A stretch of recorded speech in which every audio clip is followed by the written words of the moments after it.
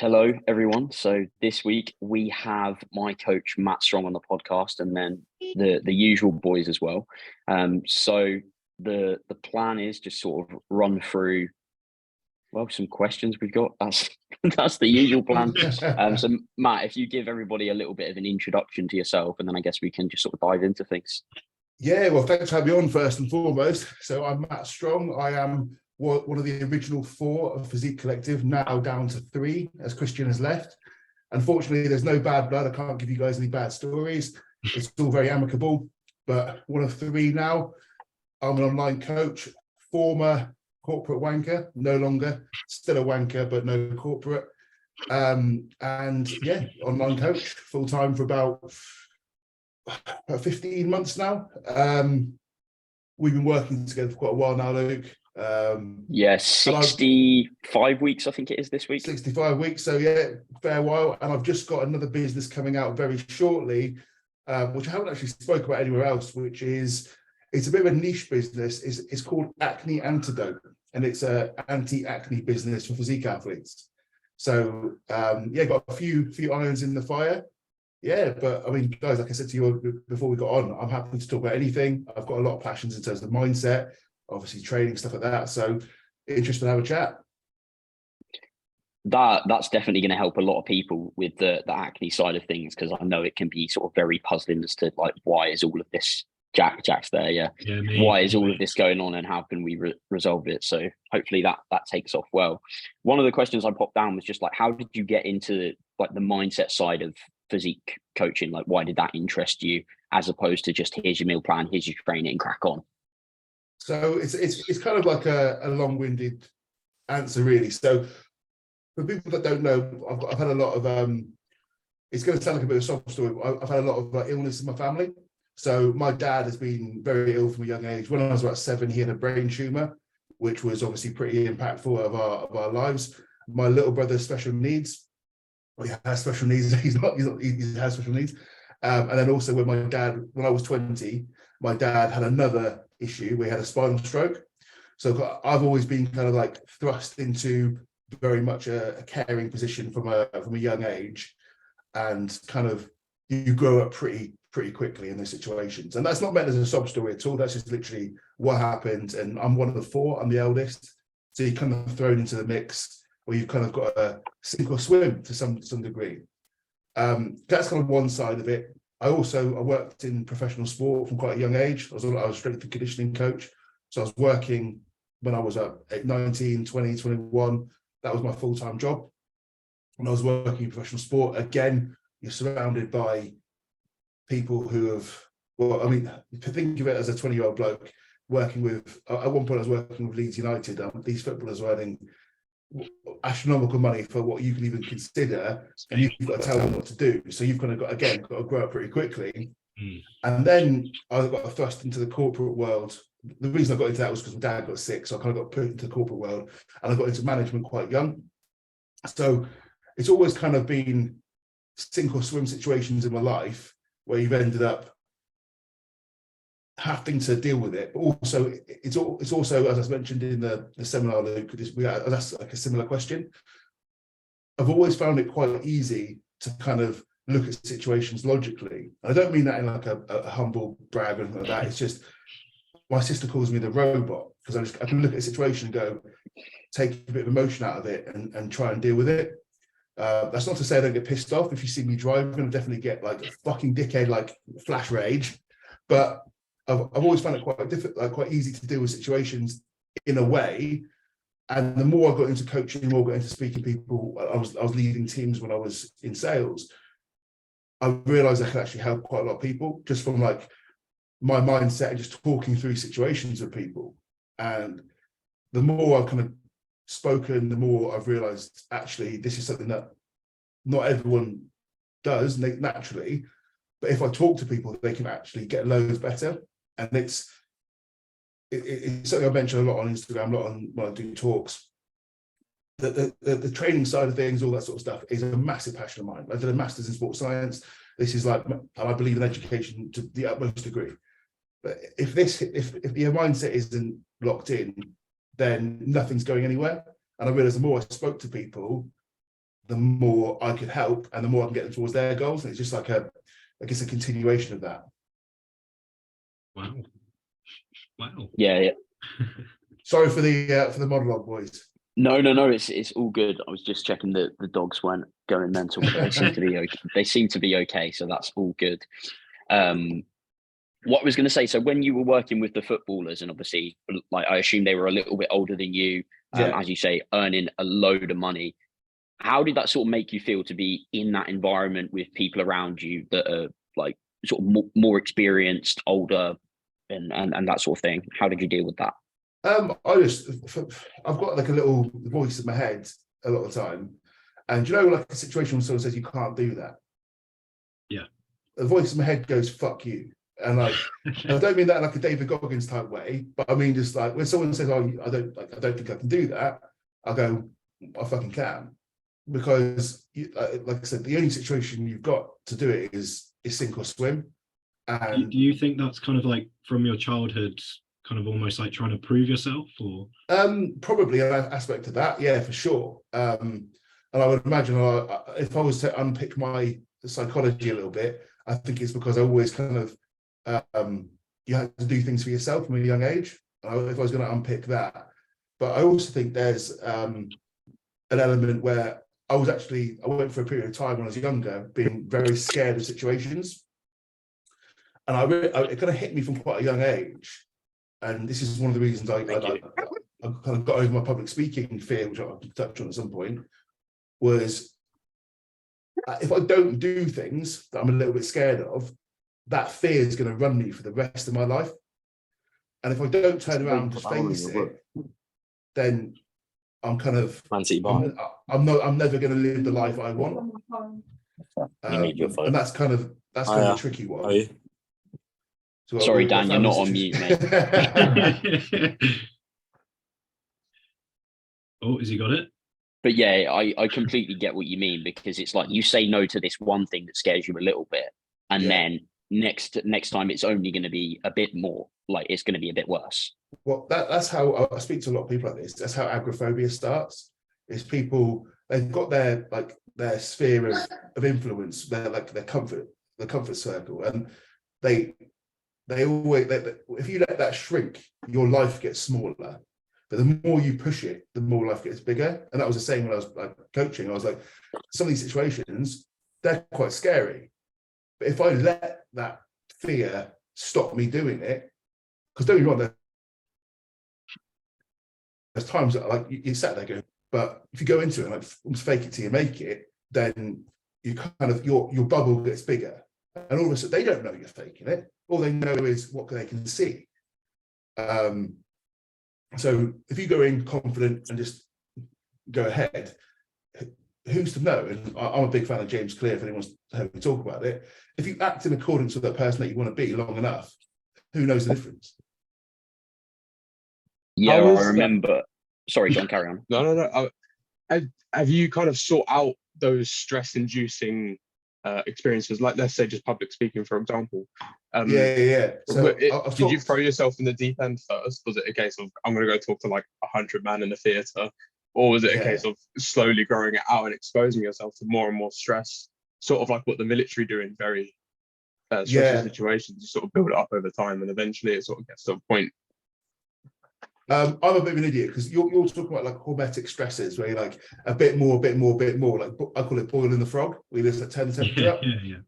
I'm a dickhead, and what I did, because I was scared of public speaking, right? And I went, so I used to be terrified of it, to the point where like it was, I remember the first time I did a lecture, because I did a bit of public speaking at school, but the first time you go to uni, I'm being in this lecture theatre, right? And there was, I don't know, 200 people in there, and I was part of a seminar group, and I remember I stood up, and I didn't realise I was nervous about it, right? Going to the front, and I was like third in line to speak, and all of a sudden, I'm terrified. Like I've got pure terror running through my veins. My hands are sweaty, right? And I'm literally shaking, and all I can think of doing is running out that theatre. And the only thing keeping me there was thinking, I can't run away from this. And I fucking bumbled through my bit, I'm an and I thought that was fucking horrible. And I remember just coming out of that and going, I don't ever want to do that again. And then obviously I had my little moment of going, okay, if you run away from this, how many opportunities are you going to lose in your life because you're scared of it? So what I did, I literally had one session of hypnotherapy, and I thought, this is shit, right? This did absolutely nothing for me. And I thought, fuck it. I'm signing up to Toastmasters, which is like a public speaking thing. And I think it was the end of my first year. I changed every single choice my second year where I was graded on a presentation. So I actively, like, I'm going to book it. Everything I do, I'm going to be booked on a presentation, and I'm going to make sure I go to Toastmasters. And I'm not going to prepare. I'm just going to go and do it. Because if I think about it, I'll say no. And I just did it over and over and over and over again until, like, now I fucking love it, because you've, like, changed the way you view it. But at the time, fuck me, like, I remember just feeling absolute terror. So I should have like gradually did a bit more, but I just went, no, I'm going to dive in, otherwise I won't do it. Yeah, I get what you mean. Sort of like putting yourself in a position where you can't say no because you've already started. I get what you mean. What I was going to say was, I remember at the PT project thing I went to a couple of weeks ago, Paul said, like, well done for, like, sort of throwing yourself into everything. And I was like, mate, I was absolutely shitting myself the whole time. But yeah, just doing it can be really, really helpful. I think it's the only way, like, just dive in. Because also, one thing I kind of realised, and this is maybe me showing my age a bit, but when you're younger, you think everyone's looking at you. No one gives a fuck. As you get older, you're just like, everyone's focusing on their little, like, them, rather than what anyone else is doing. And that's kind of what I came to realise at the same time. Do you think that, like, bodybuilding or, like, kind of training helps with that kind of slow exposure of, like, you know, when you come in the gym and you're doing something that scares you a little bit, do you think that pushes you to kind of face more fears, or does that almost go the other direction when you hear people talking about, you know, like, your closed circle and you kind of live a bit robotic? Do you think that's kind of almost like a tool to get yourself away from those situations? I can see it as both, to be honest. I think it's how you view it. It's like, you can view stress, like, you and I could go through the same stressor, right? And we both view it completely different. And it's the same for, like, your bodybuilding journey. But for me, I got into training because of rugby, and I loved it and I kept it up. So for me, it was like, this is, so I did with my mates to start with, and it becomes like, it's like a self-development aspect. So for me, it was a huge help. But I have seen it with other people where they kind of use it as armor, rather than, like, they're not building anything up, they're putting something on. Like, for me, and I know, like, you're the same, it's kind of like that, building that self-esteem, where you see other people, they're like, it almost creates a facade where they're like, I've got external confidence, but I haven't actually built any self-esteem. So it could go either way, really. I think it's how you perceive it more than anything. There's like, I would look at it, and rather than, I guess, chasing aesthetic goals, if you just try and get better as a person, or better in the gym, or better in lifts, that, I think that will probably translate more to confidence than just going to the gym. And all of those behaviours as well facilitate then achieving that aesthetic goal. Completely agree. Yeah, I'm very, very, very much a believer of chasing progress, as in, like, I'm not. We all need. I'll talk until the cows come home about this, about goals versus processes, and I think that being process driven is so key for success. So I've got to open the blind a little bit. Okay. No worries, that's all good. Something you mentioned earlier, like, it sounds like you're almost driven by, like, a voice in your head or somebody else saying that you can't do something. Is that right? I would say there's definitely an element of that. I think, don't get me wrong, I'm not. It's not like I'm going to show you, like, this attitude sort of thing. It's more just like, I guess there's probably, like, an element of when I was younger. Like, this is not, again, talking about woe is me, but I was never very good at things when I started. Like, I'm not the sort of person that picks up a skill very quickly. So, for example, you've got me and my brother. My brother is incredibly talented at everything he does, whereas I'm, like, a slower learner. And for me, it was always like, I have to prove it to myself almost. So I know I'm not very good when I start, but I can get really good at something because I'll just keep trying. And that's almost where it's coming from for me, is like, I have to prove it to myself that there's also a little quote as well, where how you do one thing is how you do everything. And I've kind of lived by that like my entire life, of going, if I'm going to do something, I've got to do it the best I can. It's not necessarily to prove it to anyone else, although there is a little bit of a fire when someone says you can't do that. I'm like, fuck you. But it's more to prove it to myself, being like, I do think if more people took on an attitude of like, I want to be proud of myself, not in like an egotistical way, but like, I actually want to be proud of the person I am, I think they'd probably achieve more in terms of not worrying about what anyone else thought, but worrying about what they think of themselves. That's kind of like what fires me up. And how useful do you think that sort of like negative motivation is in the physique coaching like area, if that makes sense? So rather than I want to look like this, I don't want to look like this anymore, if that makes sense. It's a difficult one, isn't it? Because we all know, like, if we look at the actual psychology of people, need to achieve characters always do more. Like, I want to win. In top level sport, they're the guys that do the best, right? So people that try and avoid failure don't tend to do as well as the people that need to achieve success. But if you're talking about physique goals, what's more, like, if you try and, let's say we spoke to general population, what's more impactful? Saying, right, unless you do this exercise, you're going to fucking die because your blood pressure's all over the shop. Do you want to see your kids grow up? All these sorts of things. Versus, do you want to lose some body fat? Right? And do you want to be the best version of you? The talking positively to these people sometimes doesn't work. They need almost like negative reactions gets you more outcome with most people.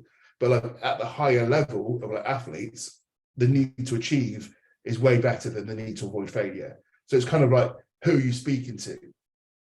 I think for most people, I would say using negativity to spur you on probably isn't the best fuel.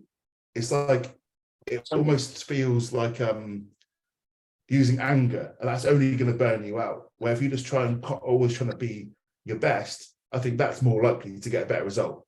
But again, it's like, again, what situation, who are you talking to? Yeah, the reason I was asking, because it's like, I've never opened a check-in to you saying like, oh, this isn't like, this is really shit this week, and those sorts of things, if that makes sense. Yeah. I think just when you start talking negatively to yourself as well, I think there's a difference between being scared into action by something negative and then speaking negatively to yourself. And one thing I'll never do is speak negatively to myself. I'll always take accountability and blame for the shit I do. So like, say I fuck up. Let's say I have an argument with my girlfriend. Say I fuck up. Say I crash my car. The first person I'm blaming is me, right? Because the likelihood is it probably was my fucking fault. But I'm not doing it going, you dickhead. I'm going, that was probably your fault. What can you do? And that's kind of the difference is if you start speaking to yourself negatively, and I do think this is probably a problem that a lot of people have, is they speak to themselves like shit and they wonder why they don't feel good about themselves. It's because you've never, like, if you hear that all the time, what are you meant to, how are you meant to see yourself? Is this sort of stoic teachings in some sort of context? Yeah, I do like a bit of Stoic philosophy, and I kind of was drawn to it because I thought, that's how I think. And then the more you look into it, you learn some lessons from it. But it is very much like, I like blaming myself because I can do something about it. If I blame you for something, I can't do anything about that. If I blame myself, I'm like, right, I can learn and I can change something. Do you think that there's ever like people who reach high levels of success almost out of insecurity, out of that kind of $1,000,000%, yeah. Like, yeah. Like you hear people talking about like, you know, body dysmorphia in bodybuilding. Sorry, it's always about bodybuilding, but people talk about like body dysmorphia. Do you think that ever like has the potential to drive people to such an extreme, such a high level, just out of kind of running away from where they think they are? Absolutely. The thing is, you can definitely get there, but I think a more long-term, so you're always going to have like people that will achieve success regardless, right? It's like, take Usain Bolt. If you trained him, you could do whatever the fuck you wanted to and he'd still be successful. It's like, would these people have been just as successful being a bit more positive to themselves? Maybe that's what they needed, this negative. But I think the outcome psychologically would probably be worse. it's hard to quantify, isn't it? Because some people, they need that negative fire, but I would argue they're probably not the greatest people to be around at the same time. So it's kind of, if I could choose one, I'd always try and achieve like greatness rather than avoiding failure. But I absolutely no doubt in my mind there's people that achieve the highest level, but I do wonder what pressure they put on themselves because of that. And I imagine that's probably quite detrimental in other areas of their life. Do you think that it's like, you ever heard about people at the top level of a sport being like, oh, there is no balance, there is no life outside of this? Do you think it's possible that you could achieve that level of, you know, being like some of the best in the world, or the highest, you know, like maybe the best coach? You need to be just utterly obsessed and just have this unrealistic lifestyle? Or do you think there is room for balance at the top level? I think it's how you define balance. I mean, how you define balance is like the lens you view it through, isn't it? Like, let's say you've got my mum, right? You've got my mum talking about balance, and then you've got, I don't know, let's think about Elon Musk, right?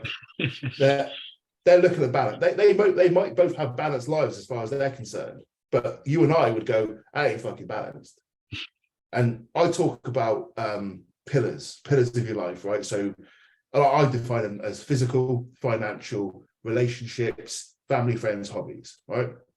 Your balance, if you're a professional bodybuilder, might be 90% fitness, right? And then 1% in the other sectors. Is that balance? You might be fucking happy as shit. But someone else will look at you and go, nah, that's not balance. I wouldn't want that. No one's asking you to. So does balance exist? I don't think anyone in the world could have balance, really. Like, someone who's a mum of 4 like mine, is she going to have the social time that I've got? No.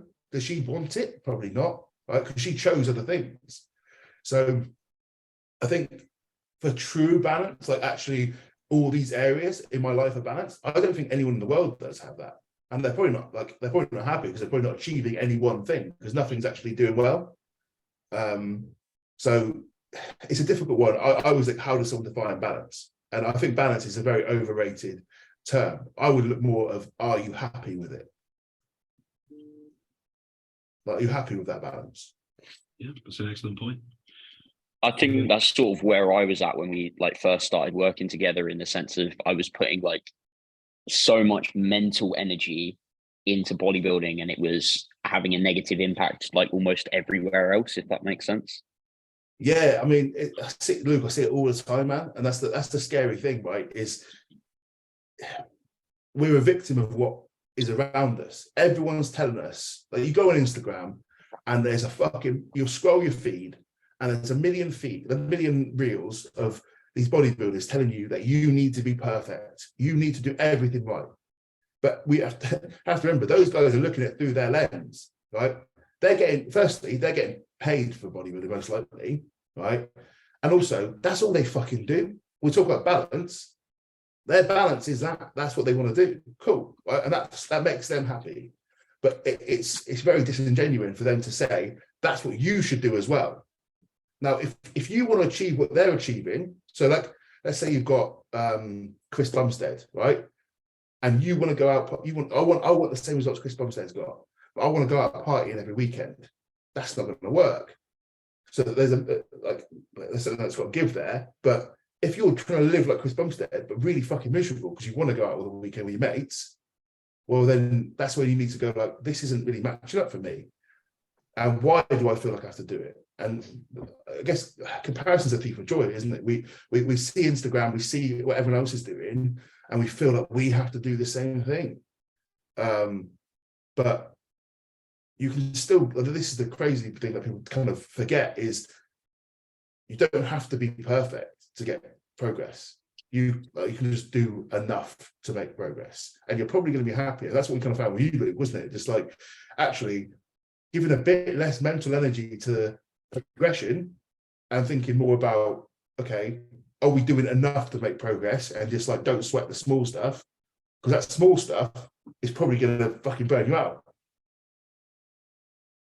Yeah, like majoring in the minor things minors, that are going to have like a really small impact. Like, oh, am I taking the right supplements? Well, is your diet in check? Like, are you actually not training like a muppet? Those are probably going to have bigger impacts. I'll give you an example. So I picked up a client. I've been working for a little while now, and he comes to me, not tracking a thing, not training, and he's like, right, what superfoods do I need to eat? And he's like, what do you think of sea moss? And I'm like, what? and he's the loveliest kid in the world, right? And it's not his fault. It's because he's had this like told, like, I think people come at different ways. Like, imagine someone coming to you, all they've been told is intermittent fasting is great, right? It's intermittent fast. Do you track your calories? No. And that's all they know. And it's like, well, do I need to do that? Like, and they're stressing. They're like, fuck, I missed my 8-hour eating window by 5 minutes. Autophagy is out the window. And you're like, don't worry, like, it's good. Do you think it's people taking it to somewhat of an extreme and taking this value of I have to be like fully committed to make progress? It's almost become sort of a religion for these people, and it becomes more who they are. And it's sort of this constant indoctrination of more and more people to sort of think this way, to conform to some sort of mindset that's the only way. I think it all boils down to a couple of things. I talk about the Instagram world we're in. It's like an echo chamber, and everyone's telling everyone they need to be perfect. You've got to want it, right? You've got to want it, whatever that means. You've got to want it, and they feel like unless I'm giving it 100%, I'm not making any progress, because that's what everyone tells you is going on. So you believe it, and then you think, I've got to do these things because I don't care. It doesn't matter if I'm happy or not. And I'm no different. In my early 20s, I was like obsessed with everything right. And you're like, well, I'm not even doing the basics right. And you end up, you just think, if I just did that, that's like, surely that means more. And I think it's this almost like paralysis by analysis that we all kind of suffer with, because we all want the most results. We all want optimal. And we're all, I get like, this is something, I don't know if you guys did it, but I used to get asked, and I used to be obsessed with it. What's my maximum natural muscular potential? You can find all these calculators, and you're like, okay, what's my maximum limit? And then again, one day I just go, I don't fucking, how am I ever going to work that out? As in, like, I don't know what 100% even looks like. And do I want to give 100%? But you're obsessed with this like thought of like, I don't want to leave anything on the table. What if you're miserable? And then you start like playing that game. Do you want to do this? Because I remember in my early 20s when I was like obsessed, and this is why I said to you, Luke, like, don't do what I did. It was like a year period I didn't go out. Like, alcohol was terrible for me, and I couldn't possibly not make all the gains in the world. And then after a year, I was like, I'm fucking miserable, and all my mates don't want to hang out with me anymore because I'm fucking boring. And you're like, was that worth it? You're like, no, it wasn't worth it, was it? Because I would have just made as much progress if I didn't do anything. If I didn't do any of that. It's like, yeah, but you're jacked, but you have no friends and now hate yourself. Yeah. But Luke, I wasn't even that jacked, because I was like, I wasn't even doing the basics right. I was convinced I was. If a client comes to me and they're like looking to diet, and they'll just like, well, why do you want to diet? And it's like, well, to feel more confident, to like, you know, be attractive to the opposite sex or whatever.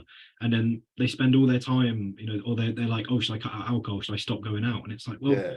you did this to like to feel good, to live a happy life, and like to see people, and now you're not seeing people and you're miserable. So no, like, go out and enjoy yourself, you know. Well, I'm just gonna go and turn the light on because it's got dark as fucking. Okay, one sec. That's all good, but yeah, like you're probably gonna meet a few more people of the opposite sex if you go out as well. Yeah, like especially if you're at uni, it's like with anything, right? Like Matt's talking about. I think it's what people. Now I've just got a light on my head, so I do apologise. bit Absolutely brighter now, at beautiful least. stuff. There you go. It's got a light shine down my forehead. Like, not enough people think about like what Matt said, like the cost of 100%, or like, you know, people talk about the cost of bodybuilding, like health-wise, but like Matt said, if you give 100% for a year, you might just look back and be like, what a crap year. You know, I'd rather have sacked off like a couple grams of muscle for, you know, just to be happier and to have not felt like I wasted a year. Well, you say like a year. Like, what concerns me, right? And I think this is, I've seen this a lot with guys who are out of bodybuilding now, out of competing, and I'm really scared to see what is going to happen over the next 5 years of people that I know coming out of it, because a lot of people I know compete because they fucking love it, right? They generally love competing, and that is what drives them. Whereas a lot of people I think are doing this because they're trying to find, I guess, a reason to be. Okay, they're finding like, I fit here. They don't actually love it, but they've got, it's like a reason for them. And I've seen people come out of it and they're like, I wasted 15 years of my life, because these are people that have sacrificed so fucking much, not just like from a social standpoint, but health, time, everything. They might not have gone on holiday for 10 years because the thought of losing their structure terrifies them. And I just think, imagine getting to 40 and being like, I've done nothing because all I was trying to do was be as lean as possible, as big as possible. And I'm not saying those aren't good goals, because like, I want to be jacked as fuck, right?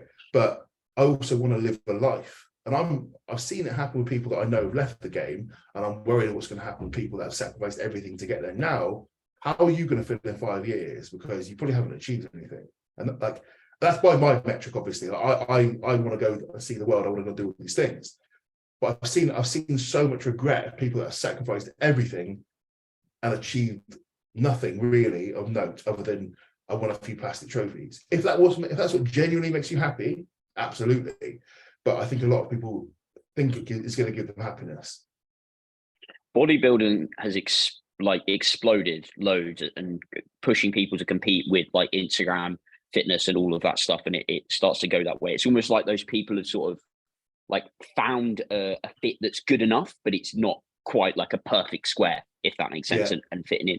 How would you suggest somebody like listening to this think about like how they find like how much they want in each of their pillars, and what their optimal is going to look like? I would go and think about, and this is a really nothing, it's almost like a nothing answer, Luke, so do apologize. It's like, what does your ideal life look like? Like, what does good look like to you? And that can be anything. It's like, someone might answer that and go, I want 4 kids, I want a house in the countryside, I want 2 dogs. I don't fucking know. Another person might say, I want to be Mr. Olympia. But whatever where your brain takes you, decide, like, am I doing that because someone's told me that's what I should want, or is it actually what I want? So I'll give that mine. So when I think about my life, and this is where I thought about a couple of years ago, I want to be financially free, able to be anywhere in the world I want to be, in good shape all the time, and basically see the world. Right? I don't have to worry about money. I don't have to worry about location. I don't want any of that sort of stuff. Right? And I like to think. I always think about like Bruce Wayne lifestyle. I want to be in good shape, have a nice life. But there's not like, I'm not pushing anything to the extreme. But like, it's not necessarily. It's like a clear vision in my mind what that looks like, and that's not doing it for anyone else. That's for me. So, and so everyone else is going to have their own different version of what that looks like. But if you know where, like, not where happiness is, because happiness is obviously not a thing, right? But if you know where you'd like your life to be, and that's an ever-changing thing, right? But if you know where you want your life to be, you can start to think, okay, if I'm here and my goal's here, how do I get there? And it doesn't necessarily mean doing any one thing, but you can sort of think like, am I doing things to get me there, or am I just doing things? And that, again, it's kind of an abstract thought process, because what does happiness mean? What does happiness look like? Who knows where I want to be? But I bet all of us here have got an idea of what your dream life looks like, right? And it's like, am I doing stuff to get me there, or am I just doing stuff? Yeah, that's an excellent point. I think you touched on something there, and I know Luke mentioned in our group chat previously. I think he said you had this goal of being sort of like a digital nomad. Yeah, digital nomad. Yeah. So I've never heard of the phrase. I looked it up. Is it just kind of being able to travel and work freely and kind of go where you want? Would it be a lot of like settling down in a country for a year and then changing around, or very flexible, very fluid kind of thing? What does that look like to you? Yeah, so I think one thing I'll take a step back. So I've always, in life, I always think you can shape whatever you're doing to what you want to do. So I worked in sales from 22 to 33 or 34, I think. 33, I think it was. Sort of around then. Let's say 11 or 12 years. Okay. Yeah. And when most people go into a job, they think, I'm going to have to do what the job tells me I need to do. And I think, how can I make that job work for me? So I've always wanted to be as flexible as I could. So like, not necessarily like, even if I know I couldn't at that point be working from another country, I can work on my terms. I can start work when I want, I can finish work when I want, I can do things during the day. I'll make work for me. I'll wear what I want within reason. Like I'm wearing they're like, wear a suit. I was like, fuck that, I'm not wearing a suit, I'll wear a shirt and chinos. I like that, I prefer that. So I'd always make it work within the boundaries of what I can do for me. And as I've kind of got into coaching, had a lot more freedom, it's not necessarily just the concept of working away, it's just being free to make my own decisions.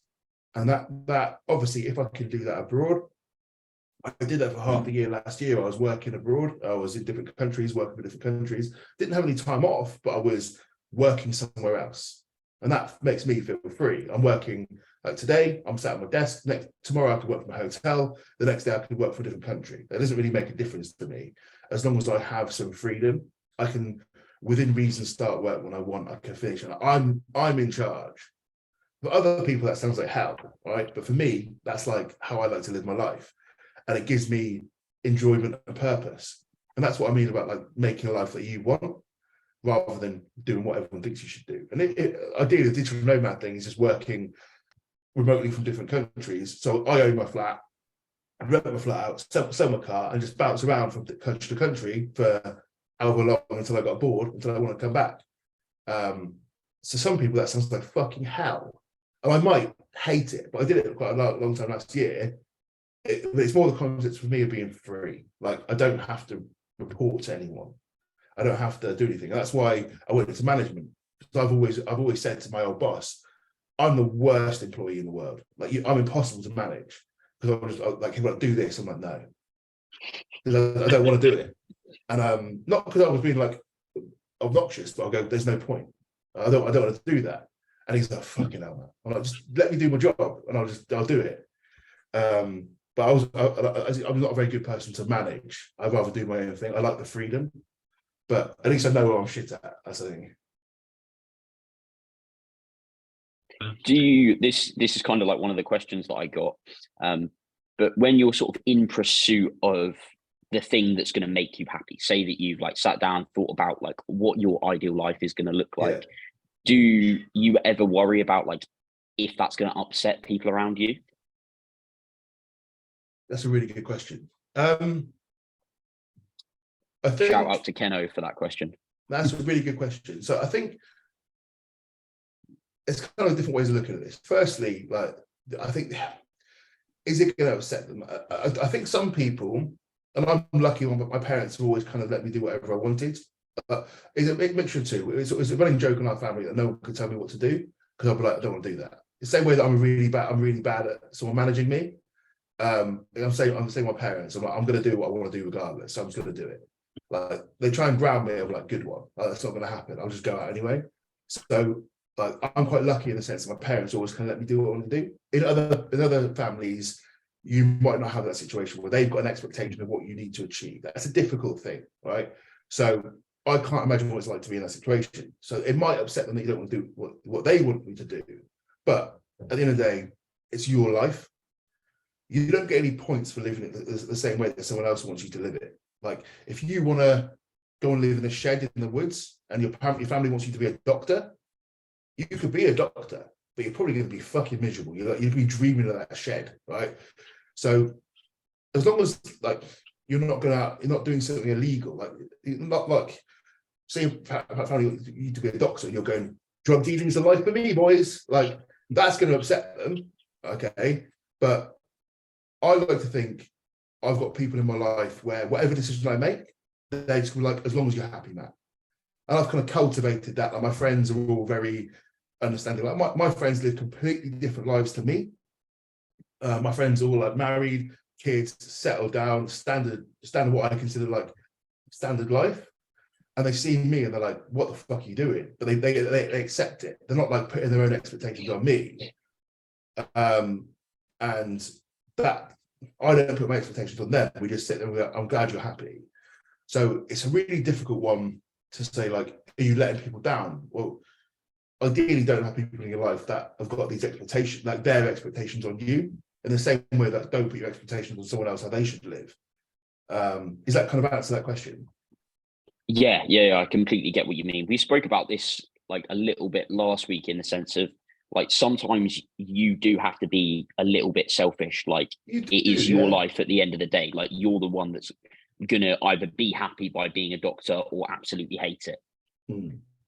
I say I like to think about this again. When I say it, I always sound like I'm being miserable, but we're all five of us going to die, right? And that's a really nice bit of knowledge. Like we aren't going to live forever. So the last thing I want to do is look back on my life, right? Whenever I fucking cop it and go, well, that was a fucking waste. I'd rather go, that was sick. Like I know if I die tomorrow, I don't want to die tomorrow. If I did, I've had a better life than I can imagine I ever would have had. Like I would be, I'd go and I'd be like, I'm happy with that. Like that was amazing. And if I can have another 5, 10, 15 years of that, fabulous. I don't think there's many people sadly, not that I'm anything special, but I think most people live for other people. At the end of the day, there's nothing wrong with being altruistic and having an element of like wanting to help other people, but you should only be living for you. And I think one thing I found is when I started living for me in my like early mid-20s, I was happier and I was giving more back to everyone else. Like I was a better person to be around. And I was like, well, surely living for me makes me better for everyone else as well, doesn't it? And we use the fitness analogy. Like you see mums and dads, like they're like, oh, I haven't got time to train. I want to do everything for my kids. Surely you want to be the best version of you for your kids, do you not? Like, and it's almost like people are martyrs to themselves. They're like, oh, I can't live the life I want because of X, Y, and Z. Right? You're going to die someday, and you're only being a martyr to yourself. I'd rather not be miserable, to be fair. That would be nice. That's what I mean. But how many people do you know go through life miserable as fuck?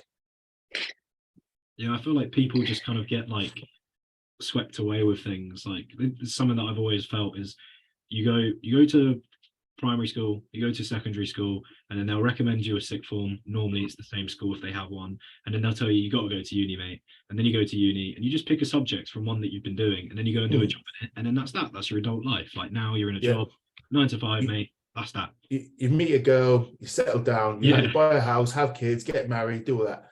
And there's absolutely nothing wrong with that if that's what you want. Because most of my mates, like I said, that's what they've got. And I couldn't be happier for them. Like they're fucking buzzing with life. And they love it. And I love it because they love it. That's not the way I wanted to do it. Yeah. It's quite crazy how we almost have to make the decision of like, what am I going to do for the rest of your life at the age of like 16 when you choose your A-levels, because then that sort of influences the degree that you can do. And if I was to pick that again now, it would be completely different to what I'm currently doing. Yeah, same. You know what? Going from there, speaking about uni, I'm going to chuck in Ryan's question. Go on. He goes, Matt's top tips on trapping birds whilst at uni. Trapping birds sounds dodgy, doesn't it? So anyone under the age of 18, please stop listening. trapping birds. Christ. So I'll be honest. So everyone's got their take on getting with girls and things like that, right? My attitude of it is very much like just be the best bloke you can be, and I mean like elevate every aspect of your life. And so have you heard the jigsaw analogy? I'll speak to you about this one, Luke. So yeah. Imagine you're making a jigsaw, right? Big fuck off jigsaw. And if someone's like, find the middle piece, right? Find the middle piece. You wouldn't have a fucking clue where to find it. But if you start working on the outside, so basically building up your life, physique, finances, hobbies, everything. Like, so whatever you want to put the last bit as, right? Just you. If you start building all those bits up, all of a sudden you built this jigsaw to the point where you can just find the bit in the middle. And if you're doing well financially, in good shape, confident, happy with yourself, got a really rich life, you're going to attract girls, right? You're going to attract good friends. You're going to attract everything in life. If we're speaking specifically about girls, you do all that shit, you're not living for other people, you'll be fine. And the biggest mistake I think guys make when they're trying to get girls is they make that their sole focus. They make women the sole focus of their life. How many guys you see who are really successful women put women completely first? I'm not saying you need to be Andrew Tate and be like any of that sort of stuff, but like if you're focusing on you, you're outcome independent, you're putting yourself as the middle of your universe, guess what? You're going to be a lot more successful with the opposite sex, with the same sex, whoever you're trying to go after, than if you're just like basically chasing, looking desperate. Because whenever you're dating, people can smell desperation. They fucking know, right? Everyone knows. If you see a night out, a guy's trying to pull, you see him, you're like, he looks desperate because he's trying too hard.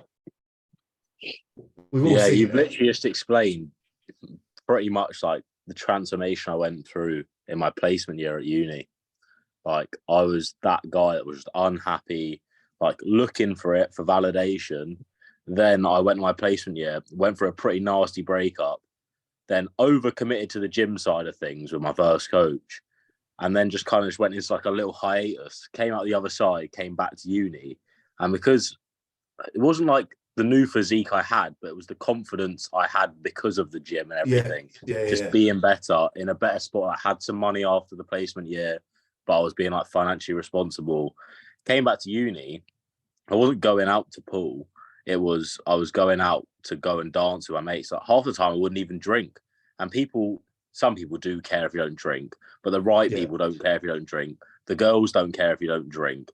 You literally go out and have a good time, and they're more so attracted to the good time than someone trying to pull them, unless it's the complete wrong girl and they're just looking to get laid. But they care, like, is this guy a laugh? Not, is he absolutely wasted? Yeah, exactly. I think that the only time we ever get people bitter about this is they're like, oh, you should just be yourself. Right. I'll guarantee you, if you said to most blokes, just be yourself, they'd be sitting at home, unshowered for 5 days, playing COD, eating pizza, sitting on a beanbag on the floor. Right? And I'm not being funny.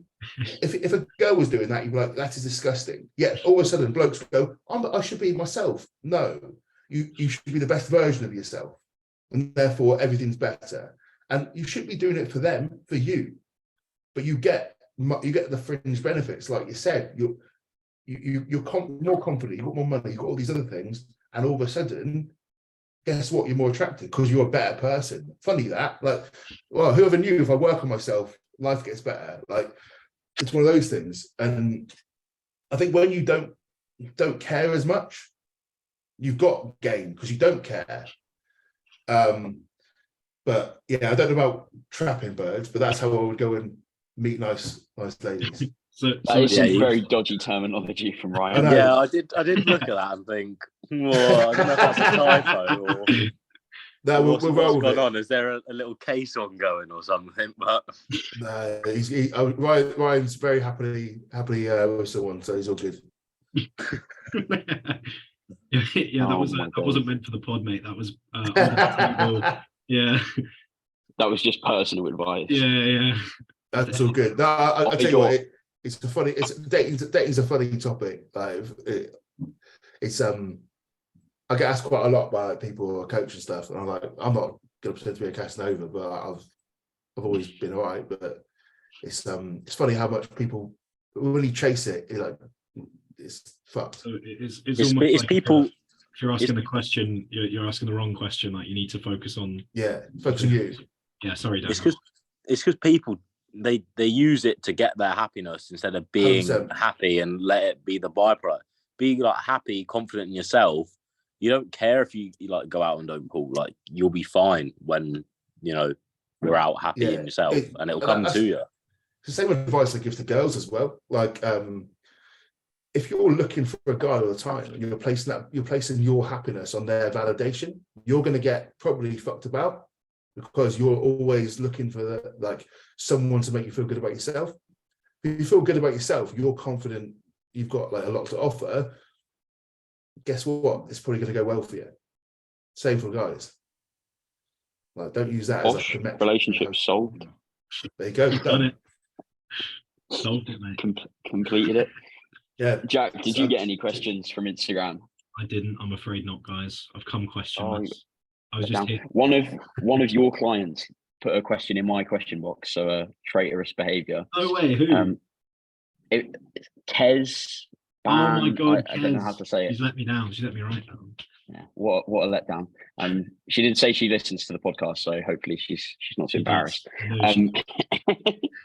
Anyway, so it sounds like you've got a very, very busy work life, Matt. And how do you sort of stop the stress from work, or when you're in the corporate space, from like ruining your consistency in the gym? I think for me, it became really easy once I realized a few things. So in my early 20s, like you with work, you think it's everything, and it kind of worked. I got to a day, we all do. We think like unless we work as hard as we have to work. Everyone here's got a good work ethic, right? I used to think, unless I'm responding to emails at 7 a.m., emails at like 9 p.m., my customers wouldn't deal with me. And like one day I was like, is that really true? Like it doesn't seem right, because I was scared to take holidays and stuff. And I was like, hang on. Would I think it was bad customer service if I didn't get an email back at 7 a.m.? No. What about 9 p.m.? I'm not even going to check my fucking work laptop, right? And I started cutting my like work time back to, funnily enough, work hours. And I was like, if I can't do the work in work hours, I'm not working very efficiently.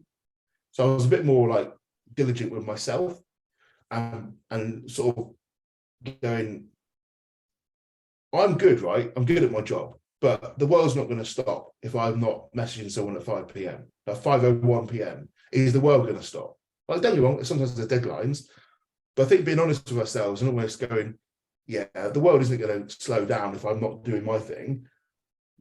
You can buy time back and you can say no, because I see it. Like I was chatting to my girlfriend like this. She's like, oh, people at work are bothering me after work. And I was like, you don't need to respond. She was like, I do. And I was like, no, you don't. You think you do, but you don't. You can just cut that off and respond in the morning, because you've got scheduled work hours. You're not getting paid for more than that, right? And in the corporate world, I'll talk about self-employed in a minute. In the corporate world, if you die tomorrow, they'll replace you in a week. So what the fuck are you doing more than you have to do? I'm not saying don't work hard, but are you going to cut your own happiness out? You're going to lose your evenings and your time you can spend with your friends and your family for a job that will replace you if you died very quickly. I don't think so. And then you can prioritize yourself and think like, okay, I want to go to the gym. I'll make that work. Like, because that's more important to you than answering some emails. If you're self-employed, it's a little bit difficult for sure. But at the same time, like, Luke, how many of your clients would leave you if you responded an hour later? None. Yeah. Yeah. Right. So people they set these invisible boundaries in their head. I can't do that. Well, you could, but you're just telling yourself you can't. So like, you've always got a choice to do things in like work-life balance. It's your choice, right? And I think people tell themselves this mistruth all the time. And we often like tell ourselves the lie and we believe it. So if you just say, I'm going to go to the gym, I'm going to put my phone on airplane mode and I'm going to train, what's the repercussions of that? None. But they're in your head, they are, but they're not actually real. So it's just, yeah, it's like work might make you really happy, but it's never going to make you so happy that you'll want to continue working till 2 a.m. every single day and get an hour of sleep. Yeah, well, if you won the lottery, are you going to carry on working? No. Right, so let's take the lottery out of the mix. You're not going to, like, why don't you just make your life work around work better. And that's just being more, I guess, diligent with saying no. How do you so obviously being self-employed and setting business hours, that's definitely something that I personally struggle with, something I could definitely improve on. How would you work around, say, if you've got someone, if you're doing the 9 to 5 hours and you've also got someone who's working a 9 to 5, they're going to be responding post 5. How would you approach that? Would you make a bit of an exception? Or if you've got international clients, they're not in a show, they're not prepping, they're not, there's no real deadlines, but just kind of day-to-day chat. Say if, for example, I've got clients where if I were to just reply in that 9 to 5 window, it would almost always be the day after.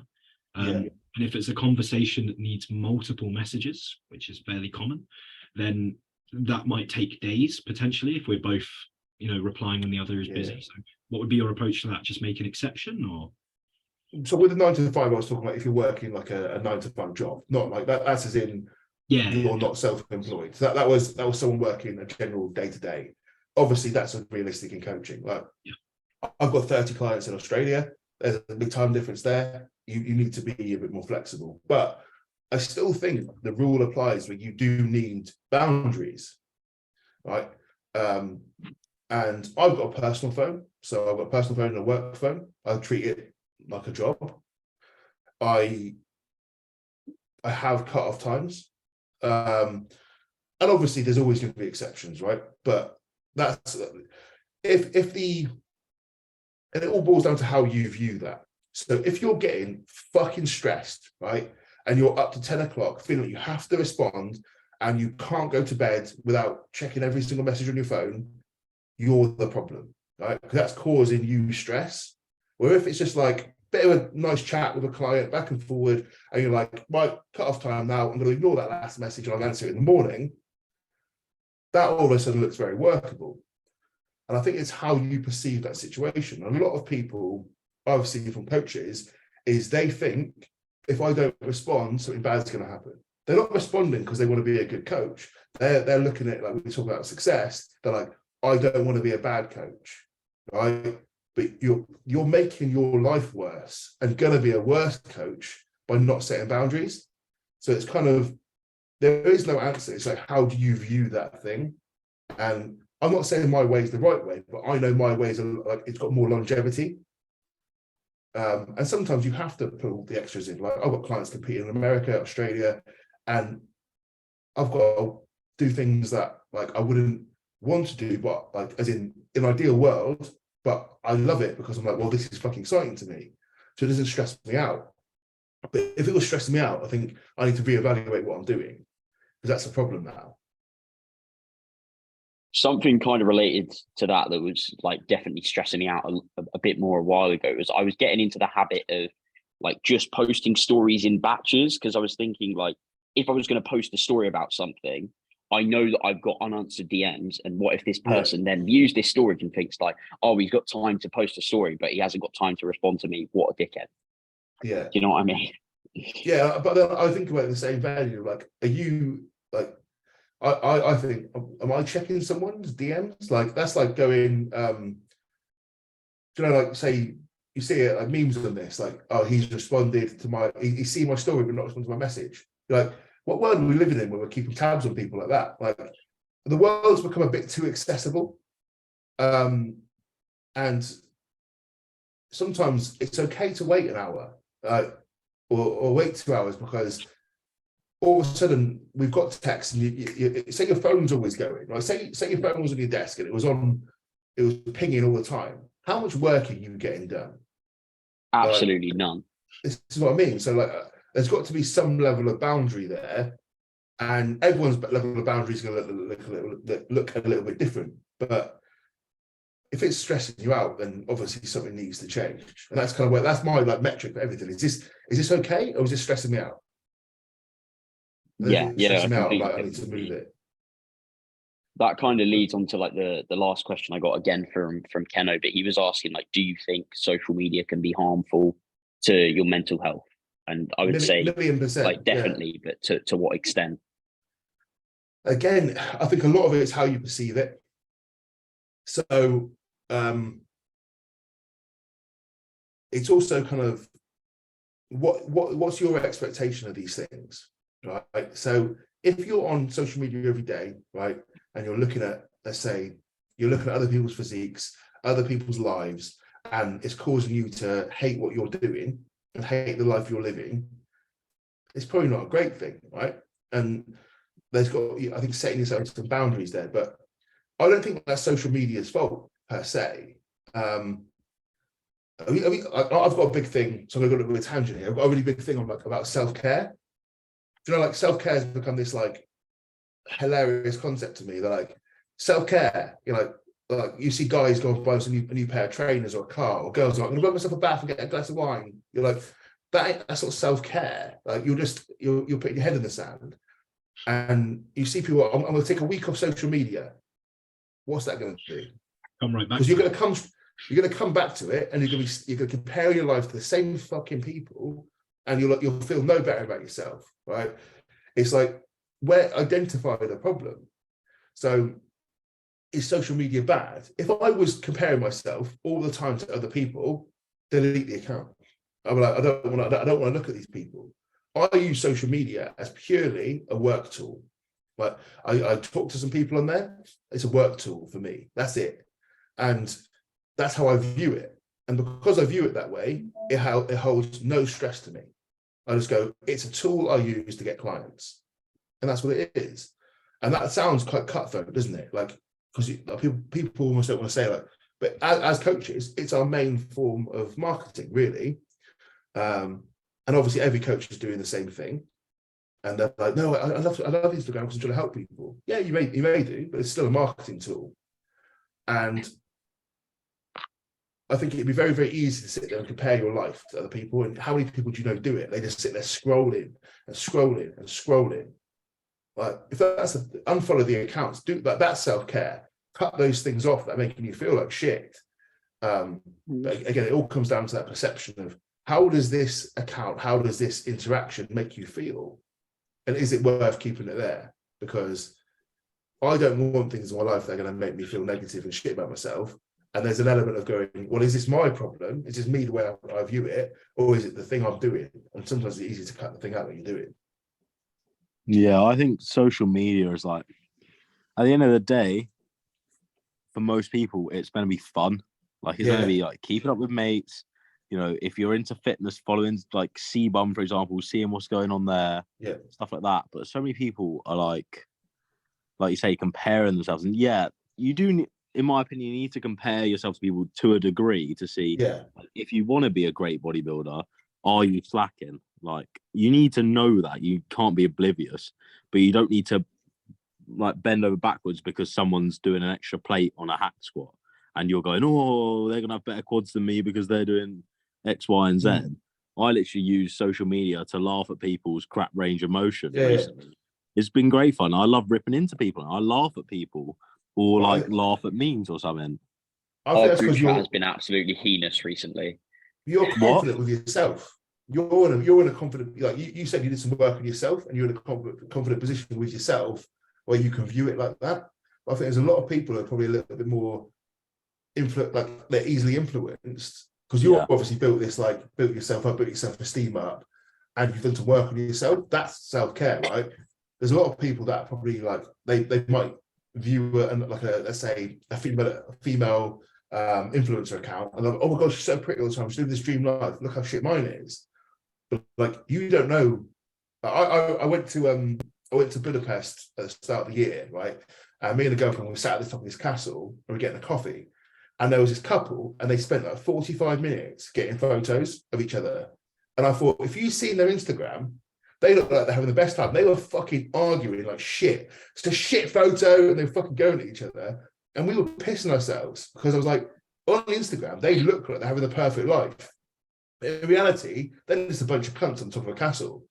But like, if you look at them, you're thinking, these guys are having the best life ever. Why can't my life be couple goals? Like, these guys are cunts. But like, you haven't got that like ability to see what's going on behind the camera. Yeah, no, I agree. I've seen you know, Wix Fitness, George Osborne's girlfriend. She's actually spoke about that quite a lot recently. Like, realistically, it is a snippet. I don't post my bad sets I don't post, when I'm not liking a physique shot, you're gonna see the best bits. So like if you're comparing, when you look at someone else's, you're looking at their best and you're comparing it to your overall, and it's not gonna be like that. And social media is quite bad. TikTok I found is a terrible one because it's a cesspit. The thing is with TikTok is the algorithm's so smart. You'll like something or like you'll watch a full video that hurts your feelings, but because you watch the whole video, it's going to give you more of it. And like all this Andrew Tate stuff, you see so many videos that just get in your head. I just don't go on it much anymore. Like I said, I just go on Instagram, laugh at people, see about the people like I like in it, like you lot, like catch people's updates in life, watch a bit of YouTube because it's mindless content, and that's what social media is to me. Like it shouldn't be a negative at all. I think you're viewing it exactly the right way. Sorry, Matt, you go on. I think you're viewing it exactly the right way. Like it's entertainment, and like it is reality TV. So like view it as entertainment. Like I don't really go on Instagram and like look at these things and think they're real, but I can see what people do, and like you compare your lives to other people, you think fuck. But I think if you're surrounded by good people and like keep you grounded and shit like that, and also know when to switch it off, it's like, is it a bad thing? I think it's how you consume it. Really, it's like sweets. A sweet's good or bad depends on what you eat, isn't it? I don't know. I reckon I was Jack on that. I reckon he nails about 3 packs a day in his game. Yeah, to be fair, his diet has been absolutely heinous recently. Heinous, yeah. I was just going to say, like, all social media brands, all they're really trying to do is just like get paid at the end of the day, which is what we're all trying to do to an extent. Yeah. Like, they're whatever gets the brands that they're being sponsored by or paid by the most eyes, the most interaction, that's what they're going to go for. So if that's you feeling insecure about comparing yourself to Chris Bumstead because the Google Echo Alexa thing, whatever, is being advertised on that underneath, then like you're going to get more of that, whatever keeps you on the app more. It doesn't matter what the app's doing for you, but that's all they care about. It's like do you know that what was that V-Shred guy? Yeah. Oh my god. But like, okay, is he gonna get more views than us going? Well, it depends. Like we sat here with like some middle of the road answer, and you've got this absolute bell piece saying like, I did this diet wrong. I was eating the wrong foods. Like people want like a quick answer, don't they? And like unfortunately, people are gonna look at that, but like we all know it's bullshit. But some people will look at it, and like you say, the algorithm is gonna fire out controversial opinions. Like it's like you only ever hear bad news, don't you? It's the same thing for social media, but I think it's also a great place at the same time. Like the interesting stuff is always gonna sell more. Like hearing, you have to do top set, back offset in order to make any progress. And like that's what I found so useful about the way that we've approached things, is that it's understanding like when is it going to be the best choice. For context is key, isn't it? Like it's like when is that a good idea? It depends, right? Like I use the analogy, should I always drive at 30 miles an hour? Well, it depends. Like where are you? Like if you're in traffic, probably not. Like I would imagine that's a great idea. But it's context is key. But I like social media. It's how I've got a job. So let's look at it as a positive as well. Like there's some really good things with it. And I think if you're having a problem with something like that, it all boils down to what we said before. Like, okay, how can I do this differently? And take some ownership of that. And I'm not to be nasty to anyone, but like if you're having a problem with social media, maybe look at the way you're consuming it. There's probably something to be said for that.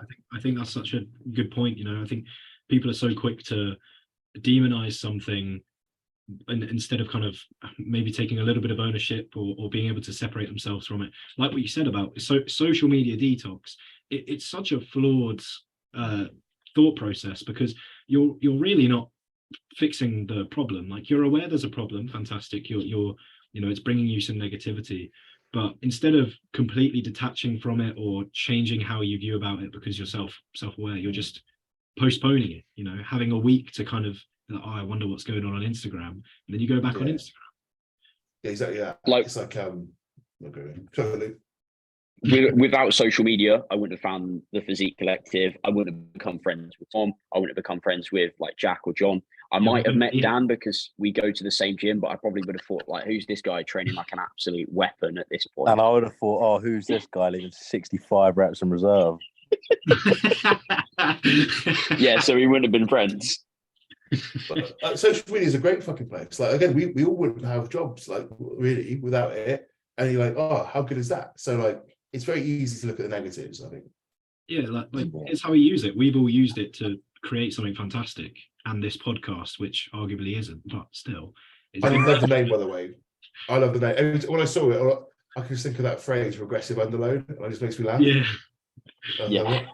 It's genius. I believe it was your idea, wasn't it, Jack? Oh, yes. I get all of the marketing rights, mate. All the money. It's all me. I love it, boys. I love it. Oh, my days. Well, thank you. Anything else you wanted to ask me? I'm happy for anything. Nothing major comes to mind, no. I've got one off the air, but not on the air. I'll edit this reference out, don't worry.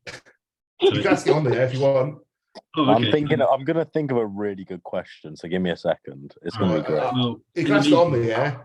Right, here we go. Here's my question. Oh, yeah. What would be your death row meal? It's a great question. Does it start? All right. I've got one here. I'm going to go on a rant about that in a second. Actually, cookie dealer thing. Oh, do it now. Before I forget. By the way, so overrated. I'm going to go on a rant here. I've got a real problem with this. So when the fuck did an off-plan meal go to a large Domino's, a cookie dealer, and a pint of Ben and Jerry's? That isn't an off-plan meal. That's a binge. And I think people are fooling themselves. They think any different.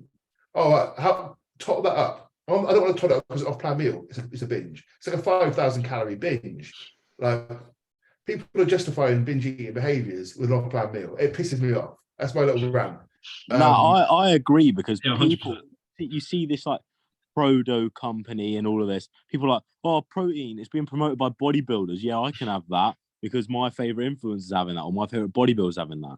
No, you fat prick. Go to Tesco and get something okay. Off-plan meal. Like I'm all for off-plan meal, but like do it in the right way. Like make sure it's actual reason that you're doing it. You're learning a skill to stop when you're full rather than just binging because we're waiting for the next one. That's my rant over. So death row meal. I can't eat wheat, so I'm going to caveat that. So I'm going to sound like such a posh twat at the start. Nah. Let's take away your celiac here. No, you can eat whatever you want. You're not going to suffer the consequence. You're going to be 10. It's been something 10, so I don't know any different. Right? So bear with me.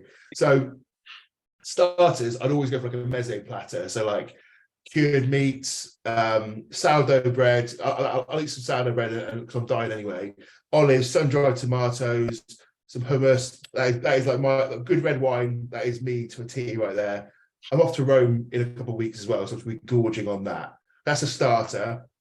Main, I'll have a rare fillet steak, some sweet potato fries, and you know thick triple cooked chips as well. Bit of that, and I'll have some sushi as well because it's like my surf and turf. And have some. It's not a binge if you're going to die, right? It's not a binge if you're going to die, right? So I'm not putting on any fat. I'll have some nice salmon and tuna nigiri.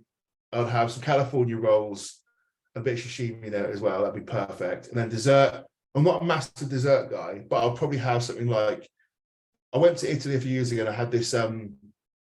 It was like a pistachio and pecan parfait, and it's one of the best things I've ever eaten in my life. And I would have that again. I would fly them over from Italy and cook me that. And I'll finish it off with something like an espresso martini to finish. Would be bang on. I'm so disappointed you didn't say large Domino's cookie dealer and Ben & Honestly, I think if you're gonna have a meal, go out for it. And also Domino's has got to be the worst of all the pizza companies, I reckon. Yeah. Get yourself... I don't know about that. That's a controversial take. I think if you can have a pizza, go and get like a proper like if you find a nice local place that there's good pizzas. There's a place in Chelsea called Fat Tony's, and they are unbelievable. And I honestly had one. They do a gluten-free one, and I was like, "This is the best gluten-free pizza I've ever had." And there's people like, "Oh, why not Papa John's?" I'm like, "Go out." Unbelievable. Anyway, my question. We can edit this out. Yeah, so if there's no podcast left after this, it's because the question was too controversial. Okay, go ahead. We'll do an ending either way, but I just wanted to ask, like, if you're going digital nomads, how does that work with the assisted side of things? Oh no, but ask about that. Honestly, drug stuff, right, for me. So realistically, I don't give a fuck about carrying it with me. So it depends on where you're going, right? But typically, if I'm taking things, I traveled all around Europe last year, went to a lot of different places. I just carry it in my hold luggage. Never have any issues there at all. Now, the other benefit of kind of being in the industry is if I go to America, I go to Australia, I can just order it when I'm there. I know people that can just hook me up. So you're always able to get it. And funny enough, like a lot of these places do shipping into Europe as well. So there isn't really any risk. Obviously, I'm not suggesting that's legal advice for anyone, but if you're happy to go into Europe, the likelihood is you can just take it in your whole luggage. No one's ever going to check. So if you're really concerned, speak to a TRT clinic and get yourself a letter. But it's not something I've ever really worried about. Saying that, I would never go to Australia or America with it in my bag, just for obvious reasons. And if you're going to Dubai, you can just buy it there. So it's not really a huge concern. Obviously, I know some people do worry about it, but it's not something where you really need to necessarily worry. This is not legal advice, however. Steroids are bad. I thought that was going to be a more edgy question than that, to be honest. I got worried. I don't know if you would be like, oh, I've got contacts, I don't want to go into it, talking about, I don't know, like how you feel about talking about buying drugs overseas. Yeah, I'll be honest, it's quite a, I think it's a fairly open topic in the UK. Like, I used to be quite worried about taking drugs abroad, and it's just, you're like, well, what's the worst that's going to happen? They're going to seize it. You're like, but you think about, I thought logically, like if they were scanning my bag, how can they tell the difference between that and like some aftershave? Yeah. I was like, how are they going to tell the difference? True. Well, you've got a big bottle of tests, Jesus. Yeah, well, that's what I mean. The same size as aftershave. Say you just put it as like, what I usually do is if I'm going away for a week, I'll just preload my syringes, and I'll like take them away, and I haven't got to think about it. But they've got no issue with syringes in your bag, like sharp objects. No, because if it's in your hold luggage, yeah. Imagine you were diabetic or something. So like you need to like you get syringes. And if you're traveling to Europe, you can just go to a pharmacy and buy them anyway. Like in Europe, I spent a long time in Spain last year. You can just walk into a pharmacy and you can pick up. Like honestly, it's hilarious. You can just go to a pharmacy and pick up needles, ancillaries. You can get like all your like thyroid hormones. You get everything over the counter. They don't do shit. Not that anyone should do that. Well, it's legal over there. They don't mind it. Weirdly, fair enough then. You can't buy melatonin in the UK, but you can buy it everywhere abroad. Which makes it's the same for your Himbine as well, isn't it? It's really hard. Yeah. You have to get that shit in. Which is again, I've seen like the rules are rules. You just got to work your way around them, haven't you? So. Not that that's legal or health advice. This is not medical advice. We're not doctors or trained professionals. A great classic. We're not doctors. Yeah, exactly. And if we were doctors, we would be miserable, I'm sure. I would. Exactly. I wouldn't want to be a doctor. No chance. I think that's a very, very good note to end the podcast on. Thank you very much for coming on. Hopefully this has been like useful for people as well. Is there anything you want to add? Where can people find you? Where can people find the Physique Collective? All of that good stuff. Yeah, so my Instagram is Matt_Physique Collective. Physique Collective is at Physique Collective. We've also got physiquecollective.com. So if anyone that doesn't know us, we are an educational website. We've got a lot of educational videos. We've got over 400 videos now on the site. We've got a forum where you can ask questions. Basically, we're ever expanding. We're doing quite a lot of work on the site to make it a better user experience as it stands. And really, our mantra is physique development simplified. So we're just trying to make it as easy as possible for people to understand it. We're $6.99. I think we've actually changed our price now. It's $9.99 a month. I should know this. but we're very cheap what we do. We want to make it very accessible. And there's a lot of other good education websites out there. We're just trying to position ourselves as a very easy and very community-based one as well. And I've got a new business coming out called Acne Antidote, which should be out within the next month or so. And that's my acne website to help enhanced and non-enhanced physique athletes with their skin. So that's my new business coming out. And I should have a TRT clinic out at the end of the year as well, fingers crossed. So that is a couple of things in the fire, but yeah, we'll wait and see when I actually announce them properly. I rate the acne thing, by the way. I couldn't say that in the car earlier.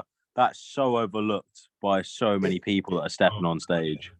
It's a real problem because I had real bad acne as a kid, and then I got quite bad PED-induced acne a couple of years ago. And there's, honestly, information people give a dermatologist and give to people with acne is horrendous. And I've just written an ebook, which I'm going to be releasing soon, and a website as well. But I do consultations and stuff like that quite weekly, and I realise there's a huge gap in the market for it. Yeah, sorry, Man City just scored. I was going to say the book is good, but it's not that good. But yeah, it's a huge. Fucking hell, Dan. Jesus. Oh, come on, this is what I do on this podcast. I'm the controversial one. You've behaved for 80 minutes and you have to ruin it at the end. So sorry. Yeah, I do. That's the DP Fit special, mate. I love it. Was it Haaland? Did he score? Of course it was Haaland. He missed a penalty earlier, though. Shitbag. I love him. I'd marry him. I would love his bank balance, that's for sure. Oh yeah. But yeah, so that's basically me, guys. So I'm giving you fucking every business I've got there. So I do apologise. But thank you very, very much for having me on. It's been an absolute pleasure, and I love chatting mindset stuff. So hopefully there's some stuff there if anyone found that useful. And yeah, guys, you've got a great little podcast here, and I love it. So thank you for having me on. Thank you very much for coming on as well. Cheers. Cheers, boys.